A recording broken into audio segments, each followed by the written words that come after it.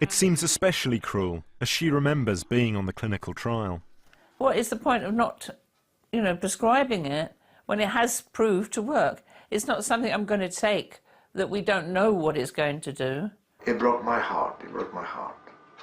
Unfortunately, yes, it did.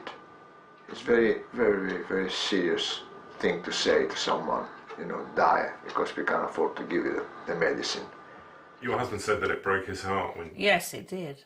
It did, and the children were very disappointed. Did it break your heart? Well, obviously, yes. I want to be around to see my children.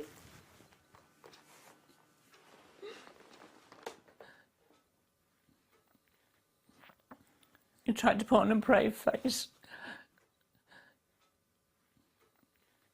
Do you feel you're being let down? Well, they can't care for anybody. That's what my opinion is. They do not care.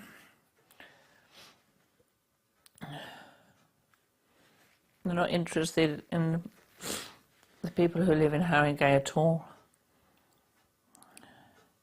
Too much bureaucracy, in my opinion. We're just numbers to them. Also present is the chief executive of the patient group, Myeloma UK, Eric Lowe.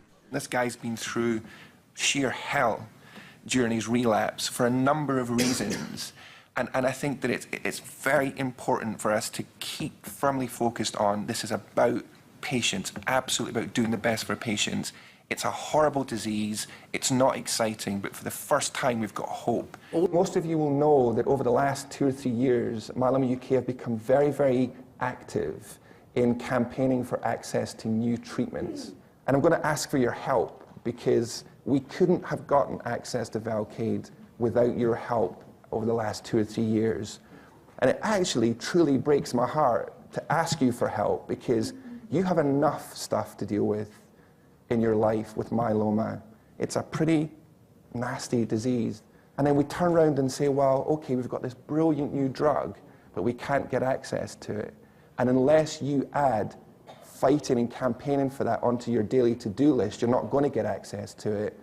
That's what happens in this country, and it's so unfair that we should ask you to help us fight for access to a drug that you should really have access to. But that's the way of the world. Then an American company called Celgene brilliantly commercialised it and tweaked it to create Revlimid.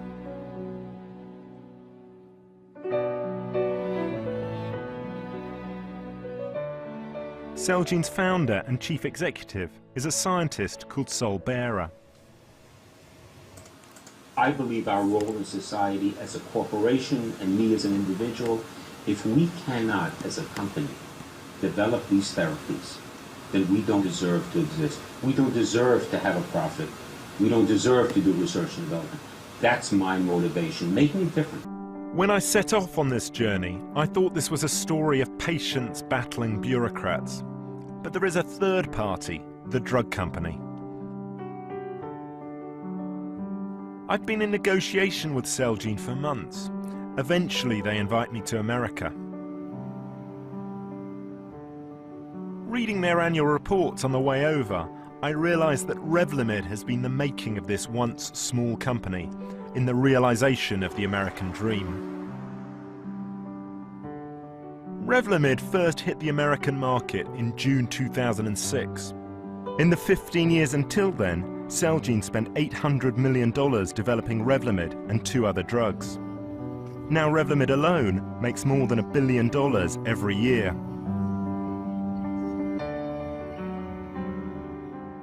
I can't film in their labs or offices in New Jersey.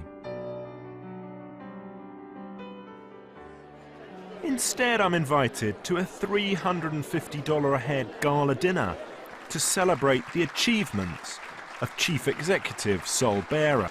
We're very honored and appreciative for all the efforts that you've done. Thank you very much.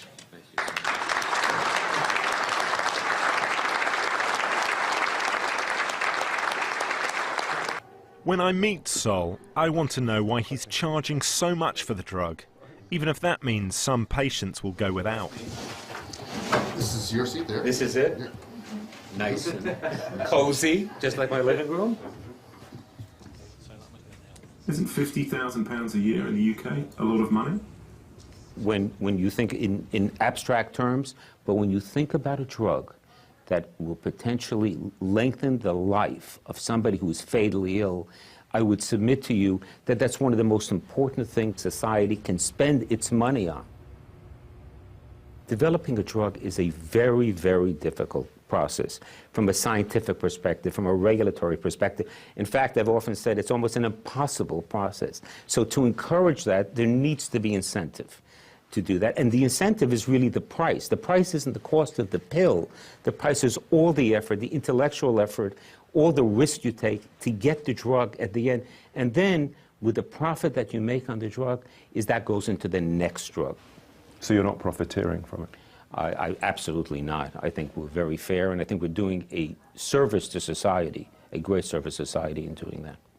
But they say unless they charge such a high price, like if the price is constrained in any way, then there won't be innovation. Well, that's the big lie. Medical progress is not about how much money you pour on in top of the beaker, and then like a filter, it comes down and out the bottom drips the innovation. That's not how it works. It's about science. It's about public health. It's about the evolution of our understanding of disease as a species and our ability to intervene, which is a joint scientific enterprise in which thousands upon thousands of people and patients are intimately engaged with their hopes, their dreams, and their research.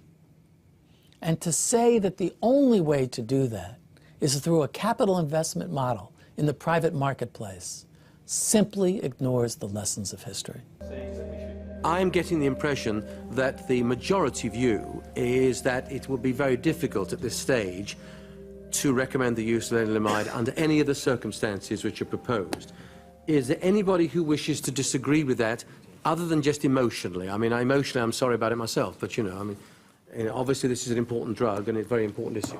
Oh, what just happened is that after considerable discussion of both the effectiveness and the costs of this therapy, the appraisal committee decided that they could not recommend the use of this technology as a cost-effective use of NHS resources. And I'm surprised to discover that he's a lot more than a bureaucrat. He's a heart consultant in Leicester, making all manner of life and death decisions. The patient's views of this are understandable because it's their personal problem, but it's blinkered. To assume that actually that would be an appropriate way to run an effective healthcare system within a budget, within a bank account which is a certain size, they wouldn't do that for their own resources. So they look at how much money they're getting from their occupation, and they say, well, I can't afford a Bentley Continental, I can only afford a push bike. But surely decisions about life and death shouldn't be about money. Life and death is a very emotive term because it sounds like it's an immediate thing. And if you've got someone in front of you who's about to die, you pull out all the stops and do whatever it is, and you don't start worrying about the cost. And if it was me, it was my family, I'd feel the same way. But NICE, and particularly the appraisals programme, has to stand outside that and look at everybody, not just at the individual. And we are charged with looking after the bank account, if you like, to get value for money for everybody within the NHS as far as is possible. It's quite interesting reading. It's 150 grand. What's 150 grand? It's an echo scanner for cardiac echo, and its ballpark figure, acquisition cost, is £150,000, which interestingly is about 2 to 3 years worth of treatment for one patient with lenalidomide. So who actually writes the checks for the NHS? I've come to North and East Birmingham to meet Sophia Christie, who controls the local NHS budget. This is a payment for £6,000. That's a little one. So I'm hardly spending any money today. I signed the contract for our joint commissioning for £350 million yesterday. I've got to provide life-to-death universal coverage for 440,000 people, and this year my allocation has been £630 million to do that. The issue is, how do we spend that money wisely? There is a huge amount of trust invested in us by the taxpayer to look after their money and make sure that we can provide good access at the right time for all of those 440,000 people. And to the local NHS managers whose hands are forced by these decisions.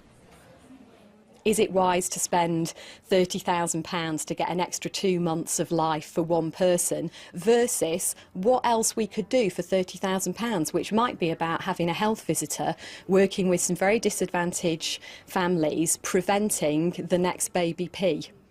I've got to provide life-to-death universal coverage for 440,000 people, and this year my allocation has been £630 million to do that. The issue is, how do we spend that money wisely? There is a huge amount of trust invested in us by the taxpayer to look after their money and make sure that we can provide good access at the right time for all of those 440,000 people. Now, this particular drug, compared to some of the other things that have been approved, actually, you know, it looks like people might get an extra year or year and a half. But does that compare well with some of the other things we could be doing? When we look at what are the big health issues in Birmingham East and North, they are infant mortality.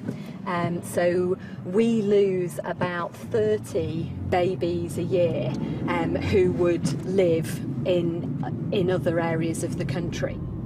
This bit of the patch we're coming into, that men on average are dying 6 years younger than the national average. And so our population, our men in particular, don't really get old enough to get cancer. They die of heart disease in their 50s, 60s and early 70s, whereas in other communities they'd be living into their 70s or 80s and then developing cancer in later life. But we seem to be prioritising a particular group to have access to a level of care and support that is not available to the rest of us. The junior health minister with a responsibility for cancer is Anne Keane. The ambition that we have for our cancer services, the goals set out in the cancer reform strategy, is to make sure that everyone has access to world-class NHS services at every point of the cancer pathway. Good morning. My name is Anne Rutherford. I'm the wife of a multiple myeloma sufferer. The use of quality adjusted life year implemented by NICE discriminates against the elderly and those with rarer cancers in our society. I asked the Minister if she supports NICE appraisals where the quality adjusted life year is unattainable for those in our society who are penalised because of age and disability. Thank you. My name is Gay Wright. I'm also a myeloma patient. I think my issue really is regarding NICE appraisals. Those of us that have rarer cancers, we are being denied the drugs that we need to keep us alive.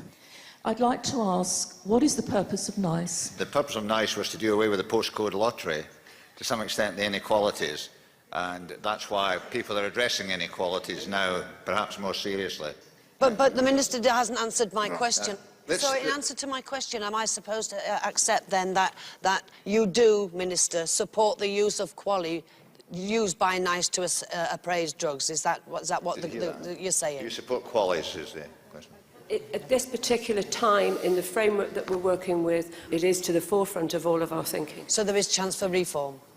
I couldn't say that to you today, Go, because that wouldn't be fair. Okay. But what I can say is that at all times, that's a particularly important part of everything to do with that subject area. And I would have personal thoughts on it, which I would feed in to the discussion. Thank you very much. Thank you.